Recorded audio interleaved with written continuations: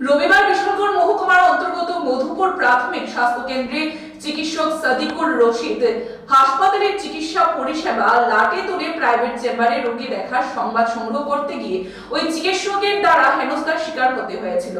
তার মাধ্যমে সংবাদ মাধ্যমে এই সংবাদ প্রকাশের পর নড়েচড়ে বসে সিপাহীজলা জেলার মুখ্য স্বাস্থ্য আধিকারিক।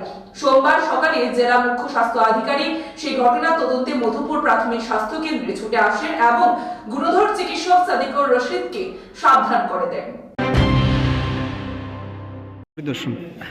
এরকম কোনো স্পেশাল কিছু না, এটা আমার রেগুলারই এরকম একটা আমি ইন্টারভেলে ভিজিট করি বেসিক্যালি।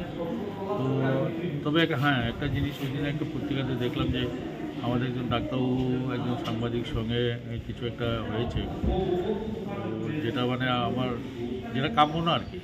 তো সেই হিসেবে ওইটাও একটা ব্যাপার ছিল ভিজিটের। তো এখানে এসে আমরা এখানে সমস্ত মেডিকেল অফিসার এবং অন্যান্য স্টাফদের নিয়ে বসি, তো সেইগুলি নিয়ে কথাবার্তা হয়। তো এইসব যাতে পুনরায় যাতে আবার না ঘটে সেই জন্য আমি সবাইকে বললাম। আর এছাড়াও আমরা এর মধ্যে একটা জাজ কমিটির মিটিং ডাকবো, যেখানে পুরো ডিটেলস আলোচনা করব, যাতে মানুষকে পরিষেবা দিতে গেলে যে সুন্দরভাবে দেওয়া যায় সেই দিকে লক্ষ্য রেখে আমাদের কাজ করতে হবে। এসব নিয়ে মানে করা। স্যার, এখানে যখন নিউজ কাভারেজ করতে আসা হয় তখন একটা প্রশ্ন উঠানো হয় যে কি করে সাংবাদিকরা হাসপাতালের ভেতরে ঢুকলো।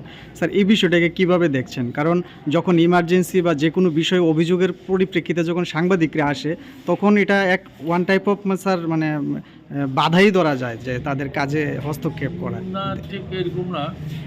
আমার তো মনে হয় যে কোনো ডিপার্টমেন্টেই কোনো নিউজ টিউজ ইনিশিয়ালি একটা ফর্মাল যে এমওআইসি যিনি ইনচার্জ থাকেন ওনার একটু পারমিশন বলবো না, ওনার সঙ্গে একটু কথা বললে তারপরে যদি কাজ করা হয় তাহলে সুন্দর হয়। তো আর তাছাড়া তো আমি দেখিনি এরকম কিছু যে সাংবাদিকতা আসতেই পারে। ঠিক আছে, ধন্যবাদ স্যার।